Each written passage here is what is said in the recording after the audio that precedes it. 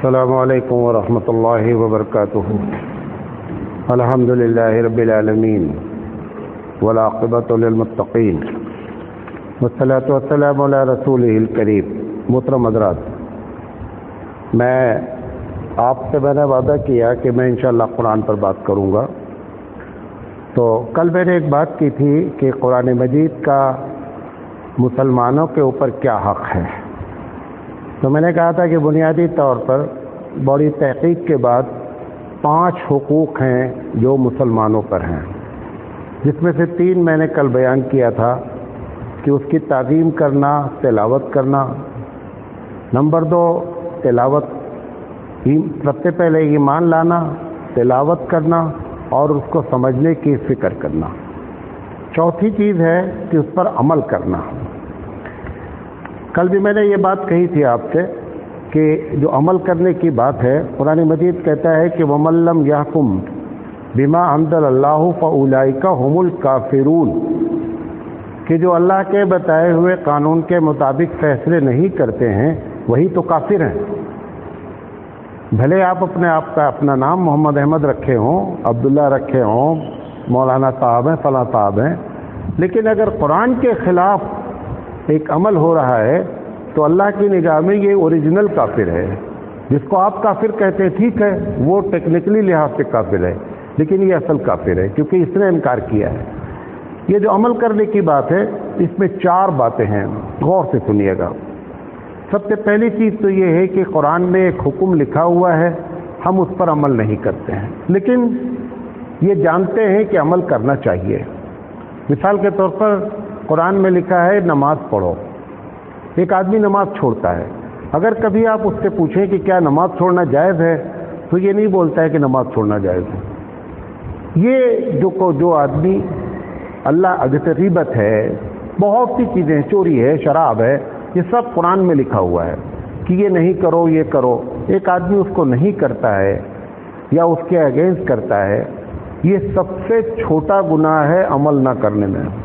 گناہ بہت بڑا ہے، ان 4 میں سب سے چھوٹا ہے۔ دوسرا کیا ہے کہ ایک آدمی قرآن کریم کے قانون کے بارے میں یہ اندر سے عقیدہ رکھتا ہے کہ یہ جو کچھ لکھا ہے، بہت سی چیزیں اس کے اندر ہے کہ پاسبل ہی نہیں ہے۔ مثال کے طور پر اللہ کہتا ہے کہ چور کا ہاتھ کاٹ دینا چاہیے، زنا کو، مجرم کو کہتا ہے کہ اگر غیر شادی شدہ ہیں تو 100 کوڑے چوراہے پر مارنا چاہیے۔ مسلمان کر نہیں رہا، وہ ایک الگ مسئلہ ہے، لیکن وہ یہ سمجھتا ہے اندر کیونکہ زیادہ پڑھا لکھا ہو گیا ہے کہ یہ ساری سزائیں اب اس دور میں پاسبل نہیں ہیں۔ یہ دوسرے نمبر کا بڑا گناہ ہے۔ کیونکہ اللہ کے خلاف آپ اپنے آپ کو ثابت کر رہے ہیں کہ اللہ آپ کو نعوذ باللہ نہیں معلوم ہے کہ اس دنیا میں کون سی سزا کارگر ہوگی اور کون سی نہیں کارگر ہوگی۔ اگر یہ آپ نے نظریہ رکھ لیا تو یہ دوسرا وہ چیز ہے کہ جو قرآن پر عمل نہیں کیا گیا اور مینٹلی طور پر سمجھا جا رہا ہے کہ پاسبل نہیں ہے۔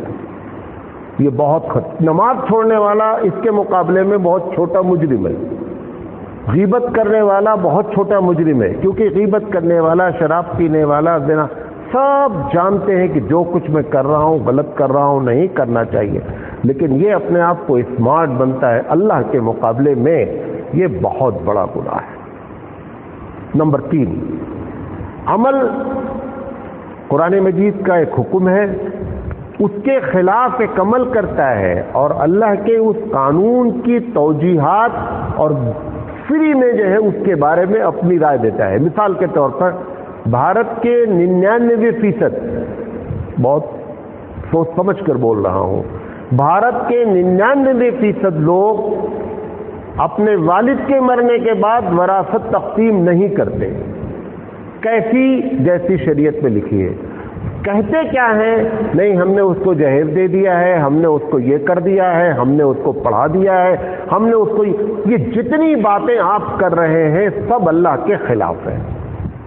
ٹوٹل اللہ آپ نہیں دے رہے، شرمندہ ہو تو بھی چھوٹا گناہ ہو جائے گا، لیکن یہ کہنا ہے کہ میں بیٹی کو جہیز دے دیا، فلاں دے دیا، اس کا مکان، کچھ بھی نہیں، آپ نے وہ سب کچھ لڑکے کے لیے بھی کیا ہے۔ یہ جو عمل ہو رہا ہے یہ نہایت خطرناک ہے، یہ تیسرا بڑا گناہ ہے کہ قرآن مجید کا جو حق ہے عمل کرنا، اس پر بندہ عمل نہیں کر رہا ہے۔ چوتھی چیز کہ قرآن کے خلاف کوئی ایسا سمویدھان کسی بھی دیش میں پاس ہوا ہے، آپ اس سمویدھان کا فائدہ اٹھاتے ہوئے اللہ کے سمویدھان کو نیگلیکٹ کر رہے ہیں۔ مثال کے طور پر یہاں کے سمویدھان میں ہے کہ اگر کرایہ دار رہ رہا ہے، مکان مالک کو کے پاس 2 گھر ہیں، تو کرایہ دار اگر گھر خالی نہیں کرتا ہے تو مکان مالک کو یہ اختیار نہیں ہے کہ گھر خالی کرا لے۔ یہ سمویدھان ہے کس کا؟ ایک دیش کا۔ قرآن کریم شریعت کہتی ہے کہ مالک کو پورا اختیار ہے اپنی ملکیت سے کسی آدمی کو سبکدوش کرنے کا۔ آپ نے قرآن کے مقابلے میں سمویدھان کا فائدہ اٹھاتے ہوئے ڈگری لے کر گھوم رہے ہیں کہ میں گھر نہیں چھوڑوں گا، دکان نہیں چھوڑوں گا کیونکہ میرے پاس ڈگری ہے۔ اللہ کی ڈگری کیا ہے؟ اللہ کی ڈگری اس کے پاس، مالک کے پاس، سمویدھان کی ڈگری کرایہ دار کے پاس۔ یہ خطرناک قسم کا کام ہو رہا ہے۔ ایک اور مثال دیتا ہوں۔ ایک عورت جاتی ہے مہیلا منڈل میں اپنے مسئلے کو حل کرنے کے لیے۔ قرآن کریم میں حکم لکھا ہے نکاح کا، طلاق کا، مسائل کا حل کا، لیکن چونکہ اسے معلوم ہے کہ مہیلا منڈل میں ہمارے لیے جو قانون ہے ہمارے بہت فیور میں ہے، لہذا جا کر کے جہیز اتپیڑن کا کیس کراتی ہے اور مہیلا منڈل میں جا کر کے وہ اپنے شوہر کے خلاف کام کرتی ہے۔ یہ قرآن مجید کا جو چوتھا اس کے اوپر حق تھا کہ اس پر عمل کیا جائے، یہ اس کے خلاف جاتی ہے، یہ کبھی نہیں بخشی جائے گی۔ خطرناک قسم کا گناہ ہو رہا ہے۔ قرآن کریم پر عمل کا یہ 4 طریقہ ہے۔ اب ہر آدمی دیکھ لیے کہ ہم کہاں کھڑے ہیں، کہاں ہم نے غلطی کی ہے، کہاں نماز چھوڑی ہے۔ میں نے بتایا اس لحاظ سے نماز بہت بڑا گناہ ہے۔ میں اس لحاظ سے بتا رہا ہوں کہ ان 4 میں سب سے چھوٹا وہ ہے، کیونکہ نماز چھوڑنے والا نماز کا منکر نہیں ہے، لیکن مہیلا منڈل میں جانے والا اللہ کے قانون کا منکر ہے۔ اور اسی بات کو اللہ نے کہا کہ جو اللہ کے بتائے ہوئے قانون کے مطابق فیصلے نہیں کرتے وہی کافر ہے، اور یہ کفر ہوتا ہے۔ 5واں جو حق ہے قرآن کی طرف دعوت دینا، قرآن کی دعوت دینا۔ کیا ہے یہ جو قرآن کی طرف لوگوں نے دعوت چھوڑا؟ اس لیے مسلک کی دعوت بھارت میں نہیں پوری دنیا میں چل رہی ہے۔ ہم کو اسلام سے کم دلچسپی ہے، اپنے مسلک سے زیادہ دلچسپی ہو گئی ہے۔ کیوں؟ کیونکہ اللہ کی کتاب کی طرف دعوت دینے کے بجائے اگر ایک حنفی مدرسہ ہے تو حنفیت کی تبلیغ کرتا ہے، ایک شافعی مدرسہ ہے تو شافعیت کی، ایک اہل حدیث، سارے لوگ۔ حالانکہ ہونا یہ چاہیے تھا کہ دعوت کس کی ہونا چاہیے تھا؟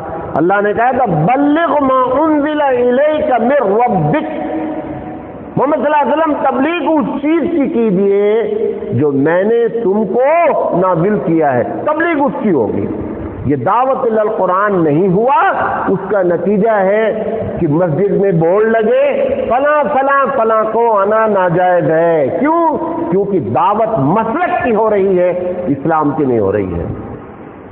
یہ پہلی غلطی ہو رہی ہے جو حق ہے ہمارا کہ ہم کو قرآن کی طرف بلانا چاہیے تھا۔ دوسری چیز اس سے خطرناک بات ہے، ساری کتابیں مسجد میں پڑھی جا سکتی ہیں، اگر نہیں پڑھی جا سکتی ہے تو 99% بھارت کی وہ مساجد ہیں جس میں تفسیر قرآن کی اجازت نہیں ہے۔ یہ بہت بڑا گناہ ہے، کبھی زندگی میں ذلت سے مسلمان نکل نہیں سکتے۔ ایک چھوٹا سا طالب علم ہے، نوٹ کر لو، اللہ کی کتاب کو جو تم نے اللہ کے گھر سے آؤٹ کیا ہے، رب ذوالجلال کبھی معاف نہیں کرے گا، کبھی نہیں معاف کرے گا۔ اور ان لوگوں کے لیے حیرت ہے جو اللہ کی کتاب کی تفسیر کے لیے قرآن کریم کو روکتے ہیں، منع کرتے ہیں اور ہونے نہیں دیتے اور پنگا کرتے ہیں۔ یہ ایسے ہی ہے جیسے اللہ کے کلام سے کوئی آدمی دشمنی رکھتا ہے۔ جتنے بھی آپ کے عذر ہیں، جتنے بھی ایکسکیوز ہیں، خدا کی قسم سب باطل ہیں۔ تفسیر قرآن کو روکنے کے لیے جتنے بھی عذر آپ رکھتے ہیں، all these excuse are wrong and stupid. کسی کا کوئی رائٹ نہیں ہوتا ہے کہ رب ذوالجلال کی کتاب کے مقابلے میں آ کر کے وہ کہے کہ میں یہاں درس قرآن نہیں ہونے دوں گا، تفسیر قرآن نہیں ہونے دوں گا۔ یہ جو بھی کر رہے ہیں کبھی اللہ معاف نہیں کرے گا۔ یہ 5 حقوق ہیں، یہ بندوں کو کرنا چاہیے۔ اللہ تعالیٰ سے دعا ہے کہ اللہ تعالیٰ کہنے سے زیادہ عمل کرنے کی توفیق عطا فرمائے۔ باخر دعوانا ان الحمد للہ رب العالمین۔ سبحان